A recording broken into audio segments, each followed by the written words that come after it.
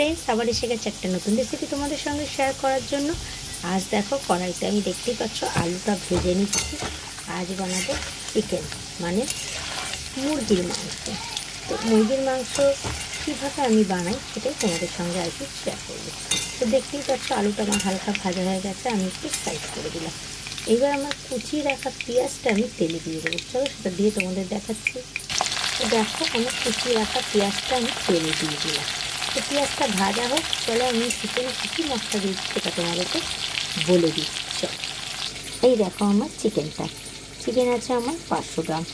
এর মধ্যে দিয়ে দিয়েছি আমি পেঁয়াজ বাটা, আদা বাটা, রসুন বাটা, আর দিয়েছি জিরের গুঁড়ো 2 চামচ, জিরের গুঁড়ো 2 চামচ, ধনের গুঁড়ো 1 চামচ, নুন 1/2 চামচ হলুদ, আর দিয়েছি যে দেখতে পাচ্ছ মশলাটা, এই মশলাটা দিয়েছি চিকেন মশলা, আর দিয়ে দিয়েছি চারটে রসুন। এই দেখো 3টার এইখানটা একটা আছে, 4টে রসুন গোটা। তো আর দিয়েছি কাঁচা তেল। সব মশলাই আমি এর মধ্যে দিয়ে দিয়েছি। এই মশলাটা আমি পুরো ধরে আমি চিকেনের তেলের মধ্যে দিয়ে দেবো পেঁয়াজটা ভাজা হলে। চলো পেঁয়াজটাকে ভেজে নিই, তারপর আমি মশলাটা দিয়ে চিকেন সমেত সব একসঙ্গে দিয়ে দিচ্ছি। চলো, তো দেখো তোমাদেরকে কী কী মশলার কথা বলতে বলতে আমার পেঁয়াজটাও হালকা ফ্রাই হয়ে গিয়েছে। তো চলো এই মশলাটা ধরে চিকেন সমেত আমি কড়াইতে দিয়ে দিলাম।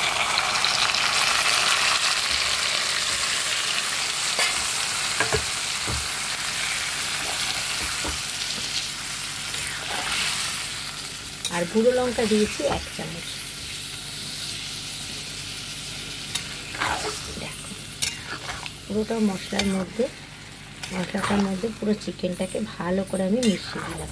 এবার মিশিয়ে দিয়ে আমি এটাকে একটু ঢেকে দেবো, কারণ চিকেন থেকে তোমরা জানোই প্রচুর পরিমাণে জল বেরোয়। তো চলো আগে বাটির মশলাটা ধুয়ে এটাকে ঢেকে দিই।